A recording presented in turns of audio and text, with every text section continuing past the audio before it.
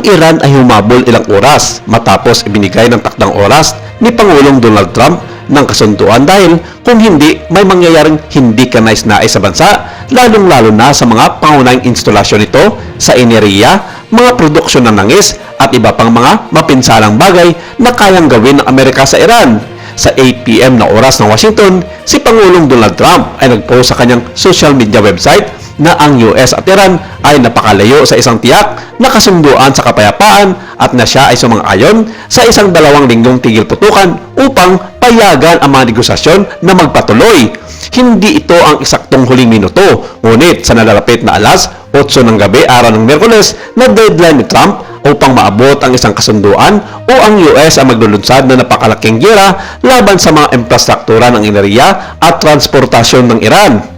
Ang lahat ng ito ay nakasalalay sa pagsuspende din ng Iran sa labanan at ganap na pagbubukas ng Strait of Hormuz sa komersyal ng mga trapiko sa mga nagdarang libo-libong mga tanker ship na may daladalang mga langis na sinasabi ng Yemen na gagawin nito habang iginiit na ito ay nagsasagawa pa rin ng dominion sa Strait of Hormuz. Ang bill ay nagbigay daan kay Trump na palayain ang kanyang sarili mula sa kung ano ang humuhubog upang maging isang mapaninlang na pagpipilian na maaaring tumaas sa kanyang pangako na ang isang buong sibilisasyon ng Iran ay matatapos na ngayong gabi o atras at papaginaan ang kanyang kredibilidad. Maaaring binili lamang ng Pangulo ng US ang kanyang sarili na pansamantalang pagbawi gayunpaman. Ang US at Iranians ngayon ay makikibagi sa mga negosasyon sa susunod na 2 linggo. Gugugol ng ilang oras upang subukang maabot ang isang permanenteng kasunduan.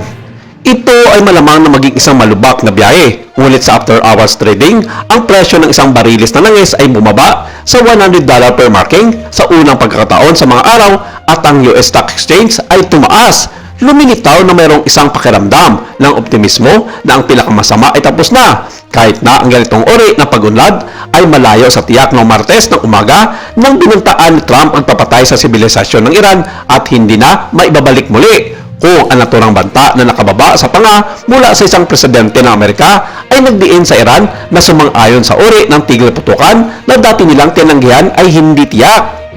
Ang malinaw ay ang kamangha-mangha, nagpapasiklab ng deklarasyon ni Trump 2 araw lamang pagkatapos ng katulad ng kalayan, laced through social media ay hindi katulad ng anumang bagay na nagpalabel o ipinawating ng isang modernong presidente ng Estados Unidos. At kahit na ang 2 linggong tigil putukan ay nagresulta sa isang permanenteng kapayapaan, ang digmaan sa Iran at ang kamakailan mga salita ni Trump ay maaaring binago sa panimula ang paraan ng pagtingin ng ibang bahagi ng mundo sa US. Sana nga ay tuloy-tuloy na ang tigil putukan para bumalik muli ang sigla ng ekonomiya ng mga bansa at bumaba ang presyo ng langis sa pandaigdigang kalakalan.